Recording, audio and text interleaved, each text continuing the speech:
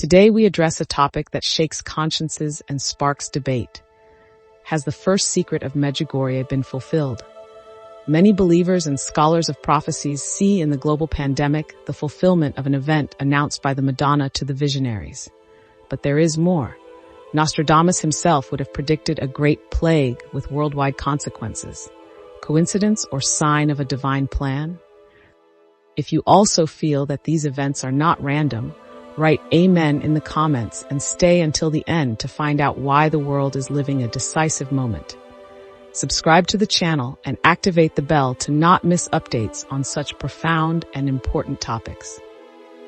Lord, give us eyes to see, ears to hear, and a heart ready to understand the signs of the times. Let us find the light of your truth in the confusion of the world. Mary, Mother of Hope, guide our steps and protect us under your mantle. Amen. According to the testimonies of the visionaries of Medjugorje, Our Lady entrusted them with 10 secrets that concern the future of humanity. The first of these would be linked to a global warning, an event that should have awakened consciences and called for conversion. When the pandemic shook the world, many immediately thought of this secret. It was not a local event. It did not affect a single nation or a single people, but it changed the life of every individual on Earth. It showed the fragility of our certainties, shook economies, and tested the faith of millions of people.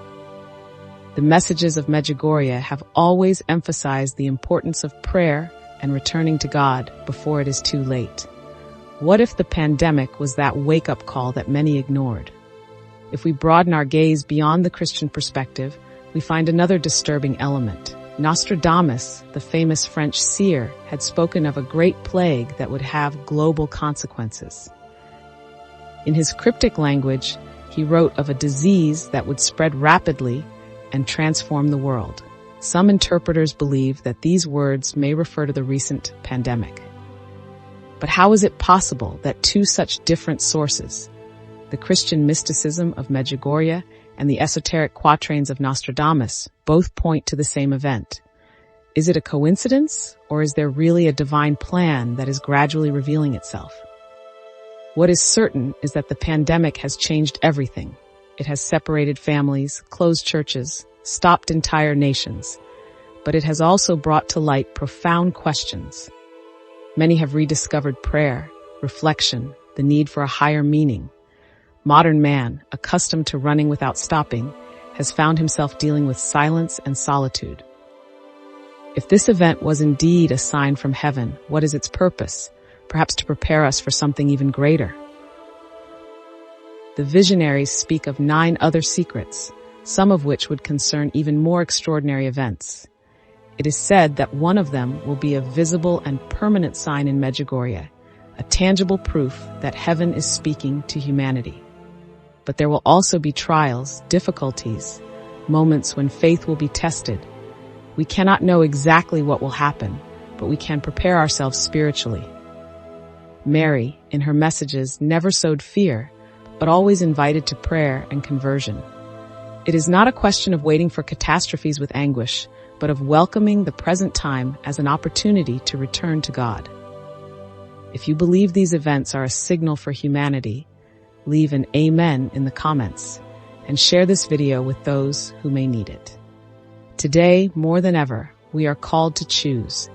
We can continue to live as if nothing had happened, ignoring the signs around us, or we can open our eyes and welcome this time as an opportunity for rebirth.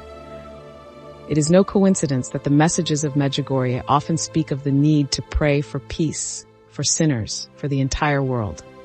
The battle between good and evil is more evident than ever, and each of us must decide which side to be on. This pandemic has shown the weakness of human certainties. Money, science, political power could not stop the course of events. But faith, solidarity, and hope were the only safe refuge. We are the generation called to pass on the faith to our children and grandchildren.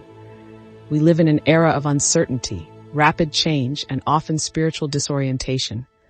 The modern world offers us 1,000 distractions, 1,000 temptations that distance us from the true essence of life. Yet precisely in this time of trial, we have the greatest task, to guard the flame of faith and pass it on to new generations. We can no longer postpone. We cannot wait for better times.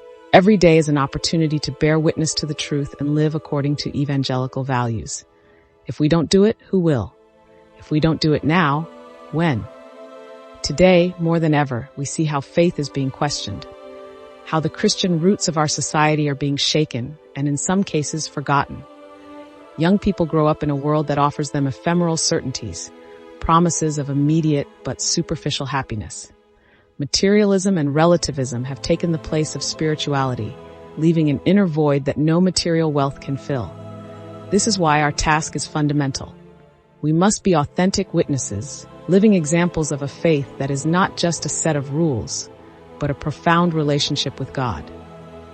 It is not just about words, but about concrete actions. We must teach our children and grandchildren that prayer is a refuge, that faith is a sure guide even in the storms of life. We must show with our example that living according to the gospel is not a renunciation, but a path of joy and true fulfillment. Too often young people see religion as a set of prohibitions, as a burden imposed from above, when instead it is the key to a full and meaningful life. We cannot allow our generation to be remembered as the one that abandoned God, that let the light of faith go out in families. Our Lady in Medjugorje has repeatedly urged us to pray for young people, because they are the future of the world and of the Church. If we do not transmit the faith to them today, tomorrow, it could be too late. For this reason, today I ask you to make a commitment. If you feel this call in your heart, if you recognize that our duty is to keep the faith alive and transmit it, write in the comments, "I choose the light." This is not just a phrase, but a declaration of intent. It is a way of saying to yourself and to others, I want to be a witness of Christ. I want to carry forward the message of Our Lady. I want to be a light in a world that risks falling into darkness. Do not underestimate the power of testimony. Even a simple comment can inspire someone to reflect, to return to faith, to seek God. We must not see these events only as a crisis, but as an opportunity. Too often, when faced with difficulties, modern man gives in to fear and desperation. The pandemic, the economic chaos, the wars and social divisions are all elements that make us feel lost, helpless, vulnerable. But if we change our perspective, if we stop looking at these events with the eyes of fear and start seeing them as an opportunity, then everything takes on a new meaning. The crisis that the world is experiencing can become an opportunity to slow down, to reflect, to change. For too long, we have lived in a continuous race, chasing material goals, filling our days with commitments and duties, without ever stopping to ask ourselves, what is the meaning of all this? Now, however, we have the time to rediscover what really matters. We can return to the simplicity and depth of spiritual life. We can rediscover prayer, family, community. We need to rebuild our communities, strengthen family ties, rediscover the beauty of daily prayer. For too long, we have believed that we could do everything alone, that we did not need God, that we did not need others. The pandemic has shown us that this is not the case. We need faith to find meaning in difficulties. We need family to feel loved and supported. We need community to walk together in life. If this time is teaching us anything, it is that without God, we can do nothing. All our earthly certainties can collapse in an instant, but faith remains. Mary in Medjugorje has always invited humanity to return to prayer, to live according to the gospel. Perhaps this is the moment in which her words must become concrete action. If you feel in your heart that this is an opportunity to grow, to improve, to get closer to God, then do not let it pass. Do not return to your old life without having made an interior change. Do not ignore this call. This is the time to act, to respond to the call of Our Lady to transform our lives. Medjugorje has taught us that Our Lady never tires of calling us. She is here to guide us, to show us the way. But it is up to us to respond. God does not force anyone, does not impose anything. He calls us with love, invites us to follow him, but the choice is always ours. Every day we can decide whether to live for ourselves or for something greater, whether to chase the world or seek heaven. If you feel that the world needs more faith, more hope, more love, leave an amen in the comments and subscribe to the channel. Help us spread this message of light. Today there is too much darkness, too much confusion, too much division, but we can be bearers of hope. We can be instruments in the hands of God. Has the first secret of Medjugorje really come true?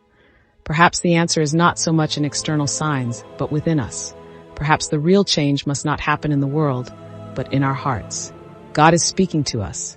Are we ready to listen?